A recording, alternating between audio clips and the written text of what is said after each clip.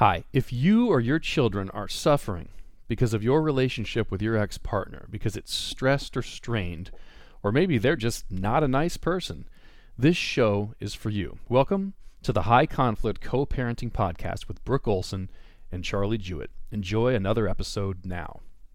All right, Mr. Brooke Olson, you ready to go for episode number 6? Ready to go.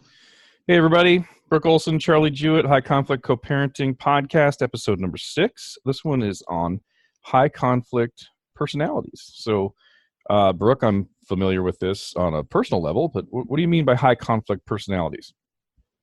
Well, typically, Charlie, we've got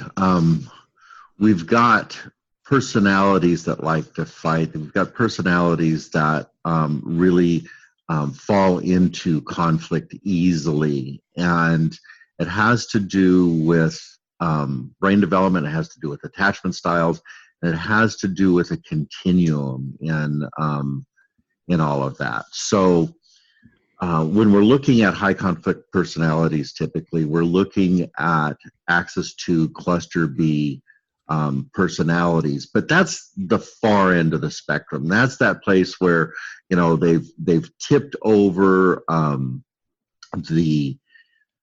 the threshold of what would be called personality disorders. However, there's a continuum that leads up to that.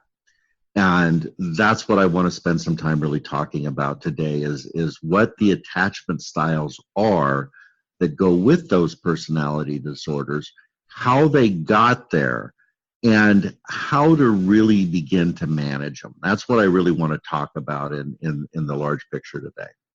So some people, it sounds like, just like to fight more than others, or like to be in arguments, or it's familiar with them. And then some people actually go on the continuum. They're sick, right? There's somehow they need it, or what's that all about? Well, when we start to talk about personality disorders, when we get to that level, there is in the DSM a category, and it's basically the 3 categories that we see in high conflict situations are borderline personality disorder, narcissistic personality disorder, and histrionic personality disorder. And these 3 have a tendency to cluster together. And my experience is that they're different, but they're very similar in their origins and in their expression. And when we can understand the history behind it, when we can understand the brain development behind it, then we're not as reactive to it. We don't have to judge it. We can just go, oh, that's what it is, and this is how I manage it. And that's the basic. I mean, if we did nothing else in this series and the listeners got that piece, they would be rock stars. So don't get mad at Stevie Wonder because he can't read, but understand, right? that if you're asking him to read to your children every night and he's not doing it, it's probably not going to happen. And the idea here is not figure out what your ex is if they have one of these and then run to the judge, and the judge is going to go, oh my gosh, I didn't realize that. You win. It's not for court necessarily, because the person who's listening is not a psychiatrist or a psychologist, but would be just if you're dealing with these people all the time, it could be helpful to understand where they're coming from, right? Right. And you know this personally too. And the idea actually comes down to, you absolutely don't want to run to a judge or an FCS counselor or somebody that's involved in your case and say, this is what I see. I have people come to me all the time and say, my ex is borderline, my ex is narcissistic, my ex is X. And it's not helpful because they don't understand what that really means. They just understand how they have become reactive to it. Yeah. And, a lot of this stuff has to do with their family of origin history, what they grew up in, and what they react to in it. So we've talked about this in the past a little bit in earlier podcasts about that projection, that perception of something that may or may not be true. And when we start to change that perception, it starts to look differently. Right. And this is what we're really pushing at today. So before you jump into these, are these biological, meaning some difference in the structure of someone's brain? Is it just learned behavior? What are these personality disorders? Where do they come from? Well, the attachment styles is where we'll start with the conversation, and they are kind of learned behaviors. It's like, this is what I experienced, and this is where my anxiety comes from. This is where my perspective about needing to be right comes from. And as we move outward into those styles, they become more ingrained developmentally over time. And if they reach their apex, where they go over the threshold and become these disorders, we know through studies, through MRI studies of brains with people with these diagnoses, that there is a developmental piece that is lacking in the brain. So it is physiological. It is embedded in their neurobiology, and there isn't basically something that is going to shift it. So we get this argument with people that are involved with these, is if they would just change what they do, then we could do something different. And what is missing in that conversation is the realization of they can't do it differently.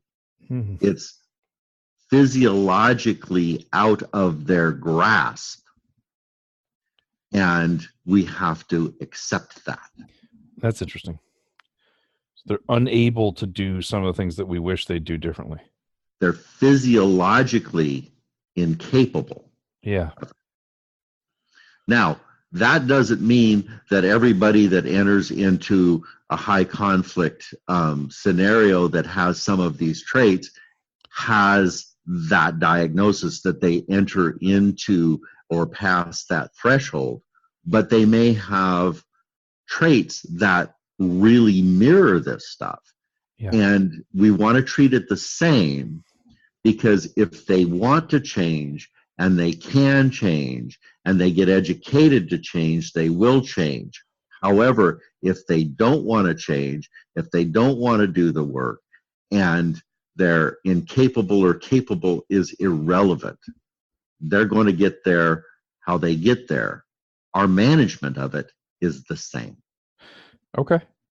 I'm sure the listeners who are most frustrated are dealing with somebody that doesn't even want to change on the other side, right? Well, again, Charlie, you stepped into they don't want to change. We don't know that. We don't know if they can change. Yeah. Okay. So that's the distortion of dealing with this that we have to really roll back. That's the trap. And we want to get out of that box. We have to come into this place of they can or they can't, they will or they won't, and it's the same. Got it. Okay. Until they do. Because I've seen people go through this that have this look to me of, oh, they're stuck in this. This is where they are. And when I work with them long enough and the light comes on to the damage that they're doing to their children, they slam on the brakes and they go, holy crap, I'm going to jump in here and I'm going to do some work and I'm going to change. And we can see that change. But as the person on the other side of that, we want to support the change when we see it, but we don't want to trust it until it's stable. Right. Does that make sense? Yeah, I get it. So basically the way that we handle it's the same. We don't have to judge whether they can or can't change. The way we handle it's the same. Where do you want to start? Do you want to start? Are you going to go through all three of these disorders, or where do you want to start? Well, I want to start with attachment styles. I want to start with the continuum. I want everybody to understand how we get here, because if we're involved with it, we've got some attachment style stuff going on. Okay. And what I want to help relate to here is not only the attachment styles that are involved in the personality, in these high conflict personalities, but how it translates to our children as we're raising them in this complex. Why don't you define attachment styles first? I understand both the words, what the words mean individually. Sure. What does attachment styles mean in this world of relationships? So we've got basically three attachment styles that we're going to talk about. We're going to talk about a secure attachment, and that's that place where we in our own being and as children grew up in an environment where we were nurtured, we were cared for, we had stable parents, there were routines that we went through, and we knew under stress that somebody had our backs, that our parents were there for us. And because they were there for us, not to fix everything, but to help us fix it as we went. In other words, to become self-regulating, to become self-motivated, to when there was a struggle that they helped us work through it. So we were secure in our own being of being able to take care of it, but also knowing that if I skinned my knee, that the parent was there to help me self-soothe, to tell me where the Band-Aids were, and to take care of that injury myself when I reached an age that was capable. And until I did, that they were there to help me do it. Mm-hmm. Right? And this is secure attachment. It's like, I am secure in the world. The world is safe. I'm going to be taken care of. And then the next one off of that secure attachment style is avoidant. And the avoidant style comes from if I attach to somebody, if I make myself vulnerable, that that person isn't going to be there. They're going to let me fall. I'm on my own, and I am not going to really attach to somebody because that is that's risky. They may go away. They may not be there. So I'm going to get out of here ahead of that. I am not going to step into the relationship fully, because if I do, then they may go away. And this is really similar to the other side of the attachment piece, which is the anxious preoccupied. That's the other side of this. And that is a very similar piece to the avoidant in that I don't know where you are. I don't know if you're here. It comes from having a parent that was not present, or that made the world unsafe, and that carried a large level of anxiety with them.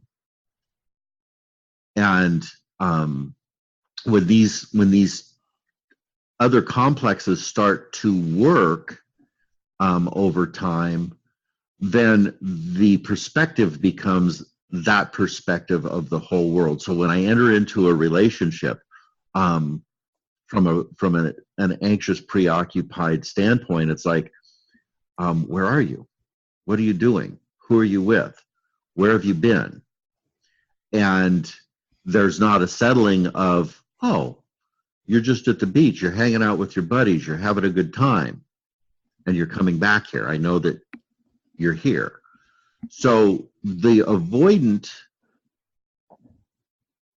and the anxious preoccupied have a tendency to pair up, and it's really a bad pairing, because the anxious preoccupied is asking the avoidant where they are all the time, and the avoidant gets full of, man, you're always asking me where I'm at. This is too much. I can't handle it. I gotta go. And it's a self-fulfilling prophecy, right? Yeah. And the two are actually very close to being the same. They are just a affect or a behavior adaptation of anxiety.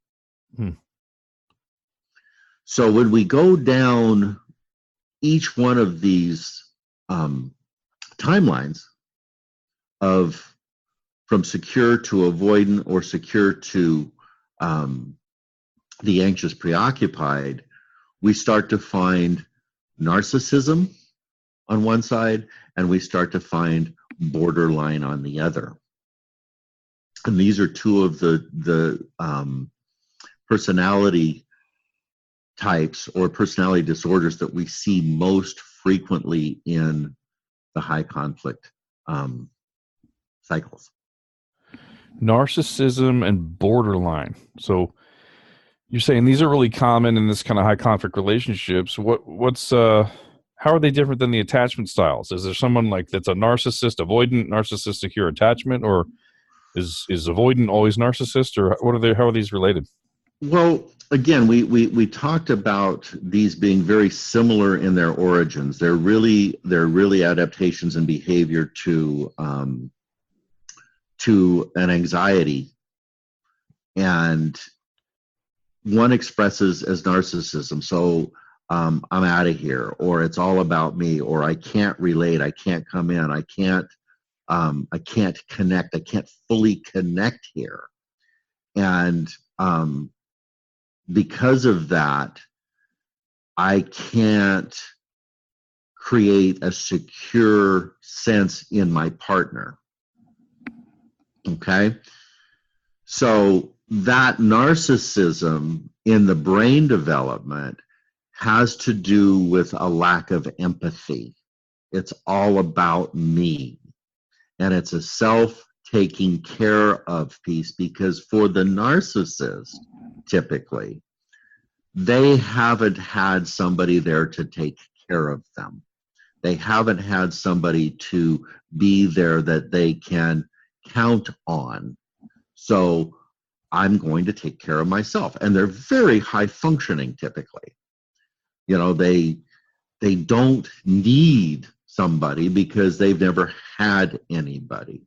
So because of that, they don't need that other person to come along with them. And it's a pseudo solution. It's not something that is in a relationship sustainable. Yeah. In relationship, we need one another. We are going to count on one another. We want to have that other person's back. So when somebody comes to me, if I'm in a secure attached state and they're anxious, I let them be anxious and I just stay present. I go, wow, that's really hard for you. And when I feel your energy trying to suck me dry or to hold me to do something so you feel okay, I can just sit there and not get charged by it. I don't have to get reactive to it. I can just be understanding of it. And as I do that over time, my partner can settle and their reactivity to trusting me settles. Yeah. Right? But if I'm avoidant, if I'm in that narcissistic level, it's like, don't you get this? Can't you do this on your own? Why do you have to be looking for me all of the time? That is going to take them in another direction of, oh, you're not here for me. You don't understand me. And you see how this conflict starts to serve, right? Yeah. I mean, it sounds like narcissism has like you said, it was self-centered. So the selfishness, if you're with somebody that feels very selfish or that can't put others first or can't find joy in putting others first, that's sort of part of that narcissism. Right. Right. Well, and it's a lack of empathy. The lack of empathy. There you go. It's a lack of not being able to connect to the other person's distress, because that distress within me is something that I don't want to go near. It's too much. So I'm out of here. Right? Yeah. So it's that pinging of something similar with a different behavior behind it. I can't feel your level of anxiousness, because if I did, that would be too much for me. Interesting. So I'm not going to go there. Yeah. So narcissism, at least as a word I've heard in the world or used in other ways, besides a pretty awesome song from Madonna in the 80s, I've really never heard borderline, right? Where do we use that in the in the English language? What does borderline mean? Borderline what? Borderline psycho? Borderline what is that? Borderline behavior is that of oftentimes it comes out of abuse. It comes out of a parent being overprotective, not letting the child experience the world, having this idea of the world is not safe and the only place that we can be is together. And if we're not together, it's not okay. And from a parent to a child, that's really not giving the child what they need to develop the capacity to take care of themselves. They become dependent on somebody else to fix things, to take care of them. And when that person is not there, they're not secure in themselves. So they're looking for an outside source to fulfill that. Mm. So the borderline, the core wound of a borderline is that of abandonment. A person isn't there and they're anxious that they're not going to be there. The core wound of a narcissist is that of shame. I'm not worthy of your attention. I'm not worthy of your time. I'm not worthy of your nurturing. So when we look at this in complex, you can see how the two play against each other. I was going to say, this sounds like there's some similarities. If narcissism, no one has been there, so I'm going to take care of myself. I don't need anyone because I've never had anyone. And then you've got the core wound of borderline being abandonment. It's almost like how their brain responds to the abandonment or someone not being there, whether it's the shame or the just exactly fear or something, Exactly. And what we found through the research in this is the same places in the brain that are underdeveloped are the same in both. Are these forms of arrested development, that term? Yeah. Like how would we explain that? The brain did not develop in particular areas. So in these cases, for these two in particular, the prefrontal cortex is underdeveloped, and that's a place of cognitive process. So oftentimes we see these people acting in very dramatic ways, like we would expect an adolescent to act. And interestingly, that adolescent prefrontal cortex is not fully developed. And here in these, there's a portion of that mirrors that.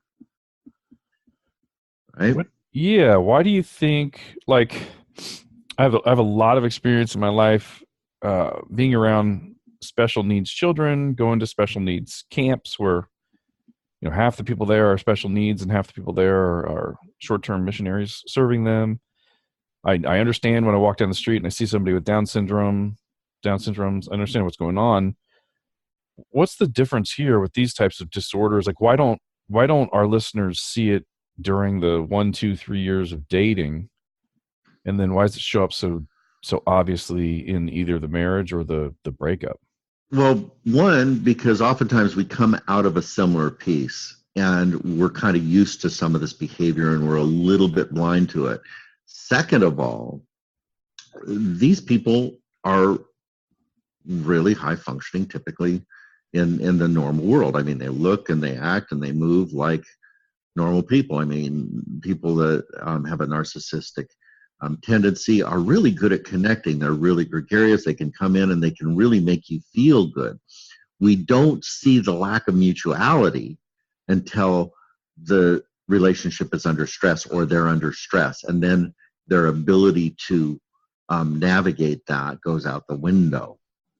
Yeah. Right. So these particular behaviors, the other thing about, if we want to talk about the borderline type of personality, again, these people, again, are really able to come in and glom on. It's like they will idealize you. And, if you've got a narcissistic tendency, it's like, man, this person just really thinks that I'm all that in a bag of chips, and I'm going to step in because God, they really care for me and they really love me. And what it is it's an attempt to really attach and hang on to in an unhealthy way. It's where there isn't differentiation, there isn't sense of self and separation from other.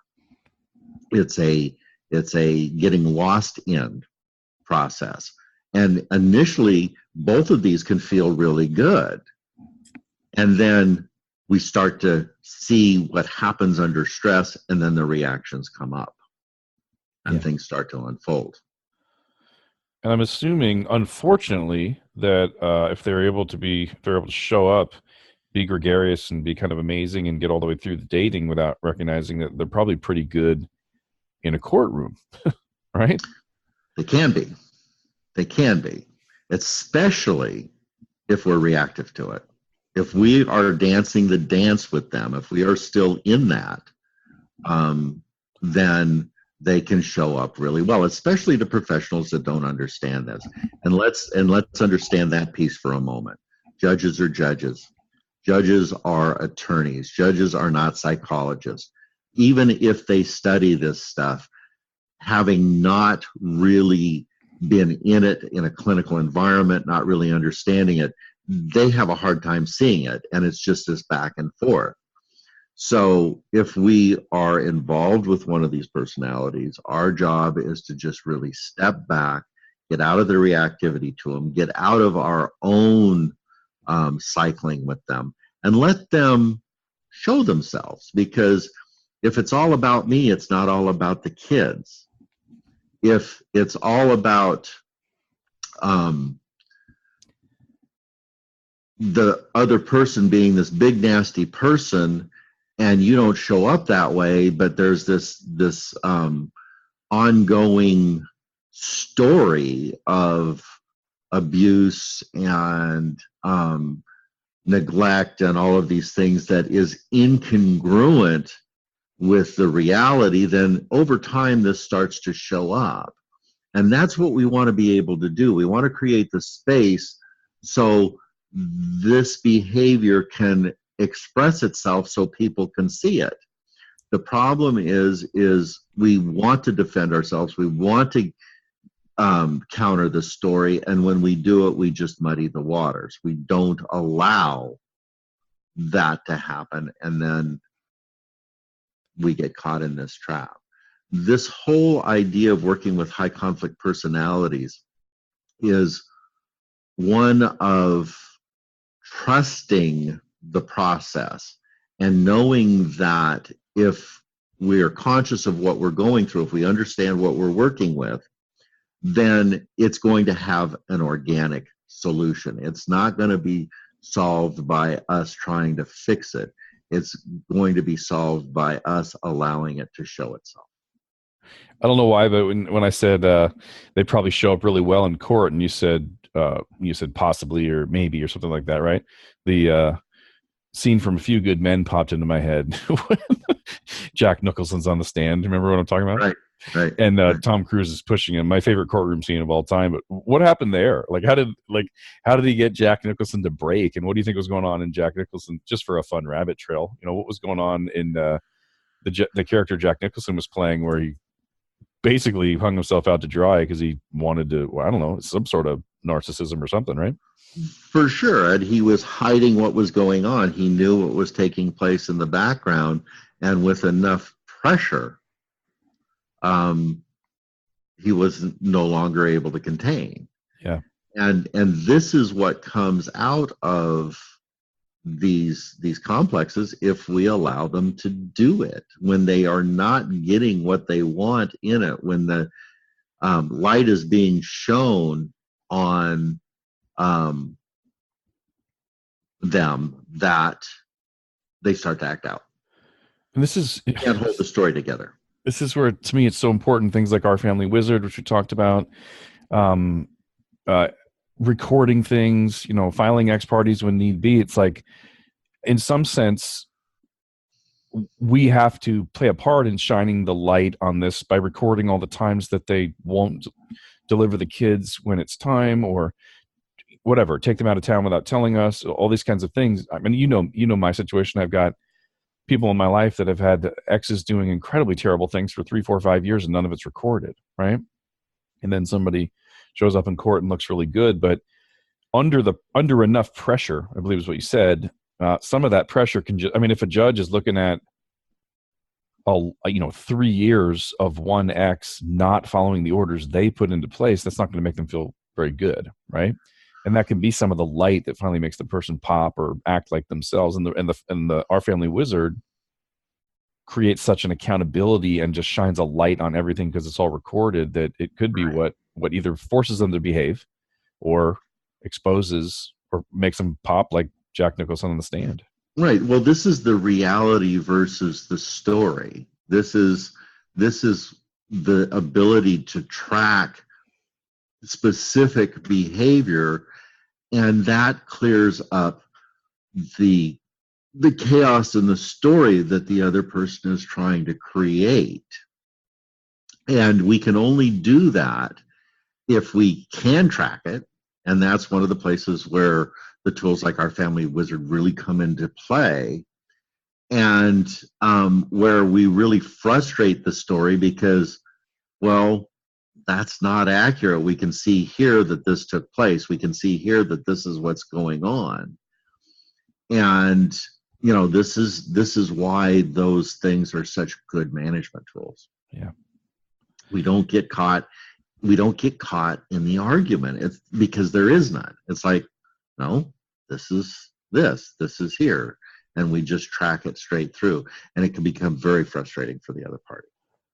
Right. And it sounds like both of these, from my experience with people who are fear-based or anxiety-based, both of these personality types are going to want to reach out and control everything in their universe because somehow that creates a temporary salve to anxiety, right? They're going to be reaching out, trying to tell you how to do everything in your own home and everything you're doing wrong. And here's how I'd do it if I were you. And we need to be totally disengaged and apply and employ the parallel parenting. Right. You talk about dualistic thinking a lot. I've actually never heard it in my life before you. It's something you've brought to my world. How does dualistic thinking, kind of the all or nothing thinking, apply here? Well, the dualistic thinking comes out of that, more of that borderline piece. It's all or nothing. It's me or you. It's this or that. It's not, it's kind of this idea that you're my hero and now you're my nemesis. And there's nothing in between that was good. There's nothing in between that was valuable.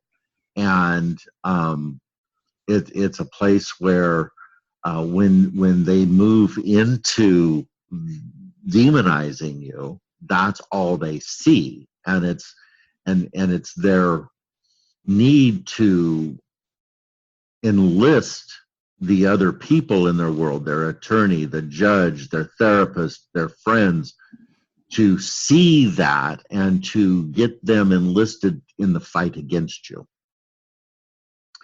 So in any place that we get into me or you, you're doing this, I'm good, you're bad, it's dangerous territory. And what we want to be able to do when we're managing these personalities, when we're in the mix with them, is to be able to look at our own dualistic thinking and to peel back and look at what our perspective is in it, what our view of them is, because what we're doing is we're stepping into judgment.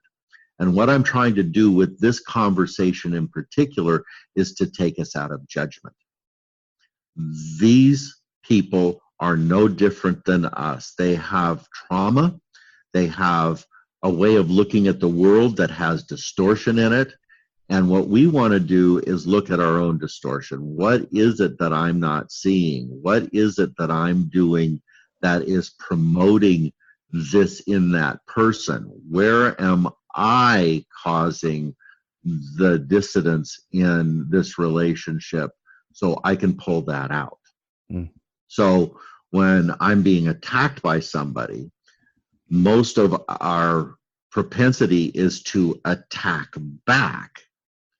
And when we do that, we're going at their vulnerability just like they're coming at ours. And that is not productive.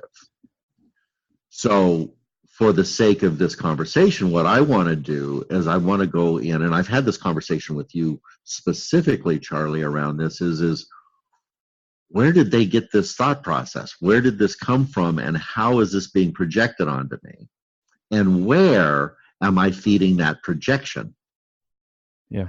Because typically, if we're on the other side of this attack, we're feeding that projection of theirs. Mm-hmm. And when we take that projection away, then we start to see a different manifestation of behavior. Interesting. So we don't have to judge because we're all just doing our best. We have different trauma than these people. It may be more. Theirs may be more. Have done more damage, right? Or may have been a lot more traumatic than the things that we've been through. Obviously, all of our pain is real for each and every one of us. But right. I mean, we got what we got. You know what I mean? I'm 46, and I had the childhood I had the traumas I had the brain development I had, and I wasn't really in control of it then, right? Right. We talked about neuroplasticity, and to some degree, we've got a lot of control now over the choices we make of what to say with our mouths and what to focus on and look at and think about and listen to. And if we exercise it. If we exercise it. If we promote it, if we want to make the change, and that's important. And if we've got the capacity. Yeah. So we can't change them, we can change us. And we can change how we view them. So if someone in your life has narcissism or is borderline, especially somebody that you're dealing with in a co-parenting situation, so you're not really going to get around it. It's not like somebody you can just say, I don't ever want to talk again, right? Or interact. I guess you don't have to talk, but somehow we have to be dealing with the kids and everything. But we can minimize it. You can minimize it, or even have other people reading everything and right, distilling it and giving you the details. So there's a lot less of them you have to have than you realize. Almost none. I mean, there is so little need for interaction. That's pretty encouraging. I would think that'd be very encouraging to some of the people listening who, I mean, I've had this feeling in my life. I'm like, oh my gosh, like I tried to leave 3-4 years ago, right? And I can't get away. But there is very little need for almost any interaction, particularly if you have some sort of a surrogate reading long, nasty emails and texts and distilling it into the, Johnny needs to be picked up at 3. That's really all that was in there that had any content. Right. And what they're trying to do, and we had this conversation a little bit in one of our earlier podcasts about negative intimacy, and that's the flypaper piece. That's that hook where they are trying to bring you back into relationship through conflict. Yep. Zip. And then, we touch it and we get caught in it. So that idea of entering into any conversation with them is an introduction into an argument. It's an introduction into conflict that is absolutely not needed. And I think it's important. It's incredibly important for us to look at where we want to fight, where we want to engage in it, where we want to defend ourselves in areas that don't need defending, where because they said something, we have to counter it. It's contraindicated here. I mean, it's absolutely not needed. And I want to say that in almost any aspect of our life, unless we are doing something that is off. And that, again, is the place for us to go, uh-oh, I am doing that. Let me fix that. And not to say to them, I'm doing that, let me fix that, but to just fix it. Can I say something about that? Sure. It's not really comfortable for any of us to think that there's something in this that I need or that I'm enjoying, right? This fight. We think, oh, we don't want this and everything. But I remember as clear as day, Brooke, when it was, when I was separated from my ex, yet going to multiple counselors, just counselor after counselor after counselor, to try to have, well, try to have conversations. I was hoping my ex would see some of the things that she was doing that were hurtful to me and apologize and say, I'm going to change those or whatever. Right. And she had her motives. But I remember when I finally stopped and said, this isn't working, it's over. That should probably feel pretty good or be sort of an ending or whatever. But all of a sudden I had no context anywhere to talk about the things that were upsetting to me or had hurt me, because there was no counselor anymore listening. Right. And it's such a weird thing to even admit, but like, I was bummed. Like, I missed being able to share how I felt, you know what I mean? Or say these things that were so hurtful or so meaning for me, tell people what she'd done or whatever. There was, in other words, there was something in the fight, the argument, the complaining, the back and forth with counselors. There was something in it that I wanted or needed. And then when it was gone, I had no context for that and sort of missed it, which is hard to even admit. But there is a piece here, as uncomfortable as it is to admit. There's some reason our listeners are staying in the fight. I mean, nobody stays in something they truly hate. If a bunch of bees are stinging me, I just want away from them. I'm not going to stick around and be like, well, I just want one bee to do it. You know what I mean? I'm out, right? There's something you're engaging in some way because it's meeting some need. It's scratching some itch and identifying that, and I don't know, some sort of repentance, right? Deciding that you need to stop that or whatever is probably healthy. Yeah, and there's a chemical piece in it too, Charlie, and that's an adrenaline rush. That's a competitive piece. That's a me over you, kind of an engagement. And I remember teaching a class a number of years ago, and I was teaching a class around, of course, disengaging, but it was also around this place of pleasure as it comes into us through the fight.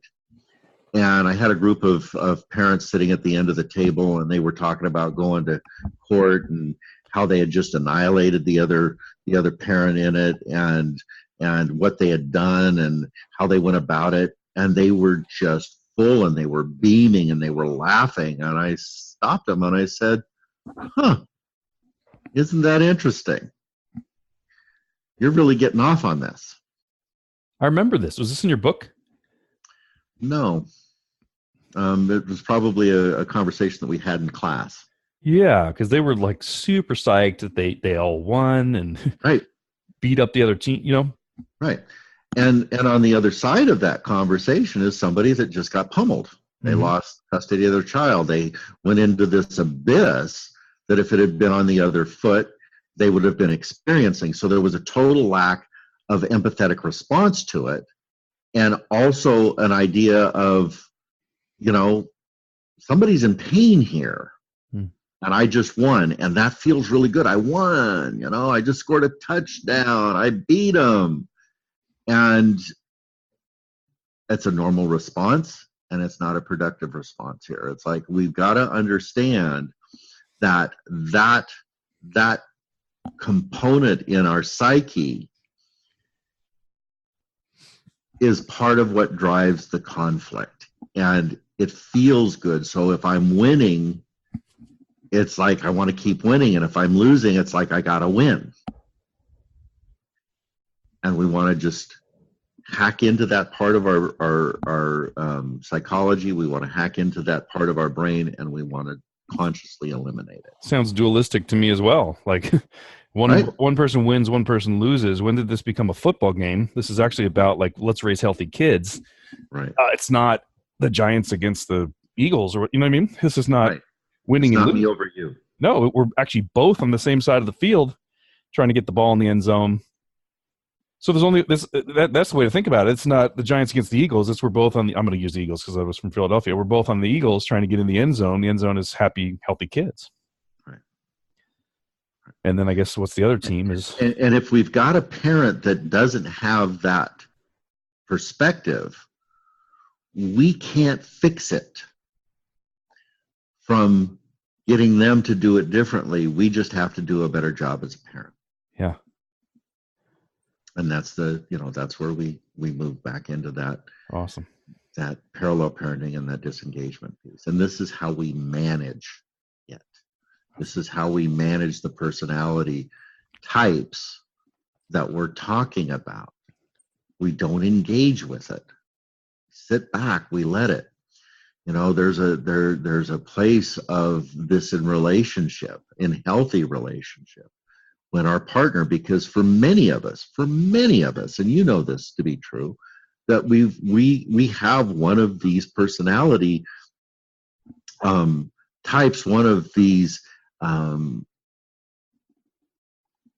attachment types that we're talking about here today. And we have a tendency to be on one side or the other.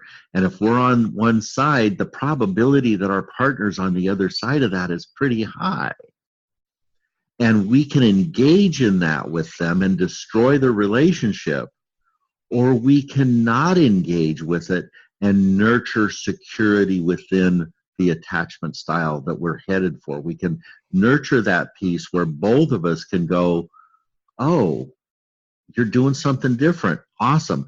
I'm going to move closer. And if you sting me, I'm not going to move away. I'm just going to sit down and I'm going to let that process. And that is going to let that person, if they've got an anxious attachment style, say that they're going to go, oh, you're here. I can trust this. And they'll settle. And we start to move our relationships more to a secure relationship that can endure, rather than get in this back and forth that you've done with them, with your other relationships that have not been successful. Make sense? Yeah, let me ask about one analogy and then we'll do a practical application and we'll wrap it up, okay? Okay. I've never been a lifeguard, but I've been around a lot of lifeguards in San Diego and Hawaii, and there's this, I think it's a reality, right? That some people, when feeling like they're drowning or they're in trouble out in the waves or whatever, some people are so scared, right, and in a panic that even if you're there to help them, they're either like harming you or drowning you, or like there's something switches inside their brain where they go, I'm in trouble, and it turns on like an inability to think about anything else except for themselves, right? Basically. Right.